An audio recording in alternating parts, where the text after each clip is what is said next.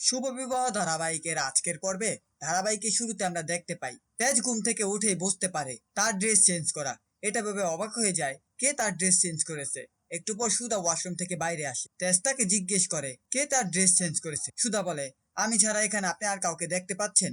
আমি আপনার dress change করিয়েছি। তখন তেজ বলে, আপনি আমার ড্রেস চেঞ্জ করিয়েছেন? আমি নেশার ঘরে ছিলাম গত রাতে, কি হয়েছে সেটাও জানি না, তাই বলে আপনি আমার ড্রেস চেঞ্জ করবেন? তখন সুধা বলে, আপনার পুরো শরীর ভিজা ছিল, যদি চেঞ্জ না করতাম তা না হলে আপনার ঠান্ডা লেগে নিউমোনিয়া হয়ে যেত, সেই তো আমাকেই দোষ দিতেন, কেন আমি চেঞ্জ করাইনি? একটু পর সেখানে প্রীতম বাবু এক গোছা সাদা ফুল নিয়ে আসে এবং সুধাকে বলে, আপনার জন্য আপনার পছন্দের ফুল নিয়ে এসেছি। সুধা প্রীতম বাবুকে ঘরের ভেতরে আসতে বলে। তখন তেজ বলে, এটা সুধা এবং তেজের ঘর, তাই বিনা পারমিশনে এখানে কেউ আসতে পারে না। প্রীতম সিংহ রায় সুধাকে বলে, উনি ঠিকই বলেছেন, আমি ভেতরে যাচ্ছি না, পরে আসবো না হয়। আসলে আমি প্রতি বছর এই দিনে ওনাকে ফুল উপহার দেই, তো তাই আজকেও এনেছিলাম, আমাদের এই দিন দেখা হয়েছিল। তেজ বলে, তাহলে আজকে আপনাদের দেখা করার অ্যানিভার্সারি চলছে? সুধা বলে, উনি আমার পরম বন্ধু, উনি আমার এবং চৌরির জীবনে ঠাকুরের মতো এসেছিল। তেজ কিছু না বলে ঘর থেকে বেরিয়ে যায়। তখন প্রীতম বাবু বলে, রুক্মিণী, এবার আমাকে যেতে হবে, কেননা আপনি আপনার প্রিয় মানুষ আপনার পরিবারের সাথে আছেন, এটা দেখে আমার খুব ভালো লাগছে। আমি আবার মুম্বাই ফিরে যাব, তার আগে বাড়িতে গিয়ে একটু দেখা করব,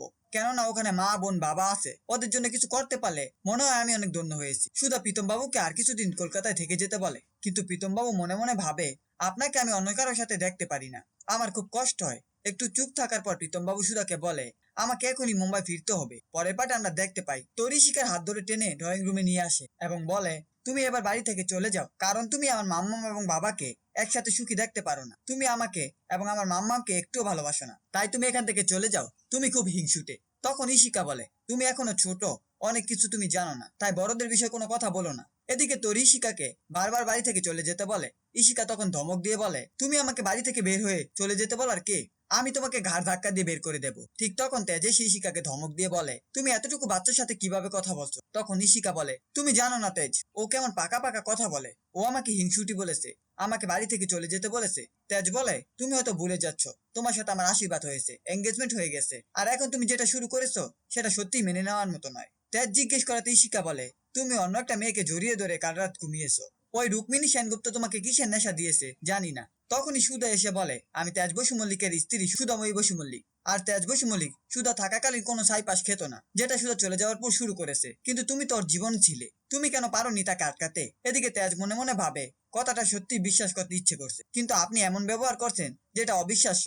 একটু পর ইশিকা বলে, আপনার বাসা তো মুম্বাইতে, আপনি প্রীতম বাবুর সাথে একই কলেজে পড়ালেখা করেছেন, এমনকি বিজনেসও শুরু করেছেন, তাহলে আপনি এখানে আসলেন কি করে?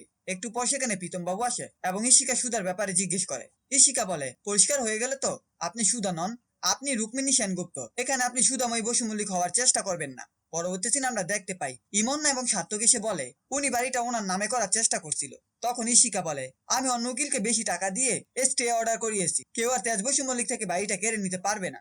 এই ছিল শুভ বিবাহ ধারাবাহিকের আজকের আপডেট। ভিডিওটি ভালো লাগলে চ্যানেলটিকে সাবস্ক্রাইব করে পাশে থাকা বেল আইকনটি অন করে দিন।